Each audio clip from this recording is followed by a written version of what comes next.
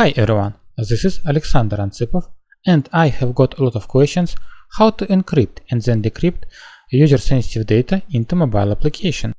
And to make it as simple as possible, I created new API plugin, and now I want to demonstrate how it works. Let's create a new application with name Encryption app. Select Create New from plugin and then find Utilities and Encryption and Decryption plugin.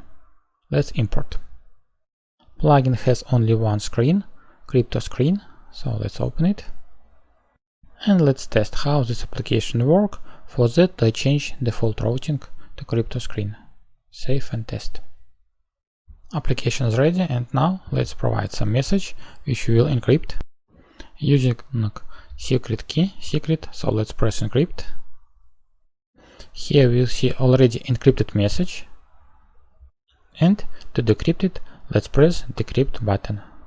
So as you see, decrypted message and original message are the same. It is namely what we wanted to get. Now let's take a look how this application works. There are two services.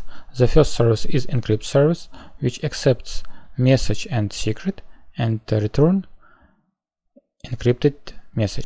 And second service is Decrypt service, which again accept already encrypted message and secret and in response contain message. UI logic is also pretty simple. For our two services we created two data sources and perform mapping. We mapped corresponding input components on request parameters and did the same for response. So again, mapped encrypted text on corresponding input parameters.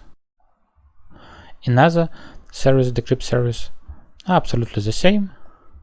And last, what I wanted to show that we invoked the service after pressing on button.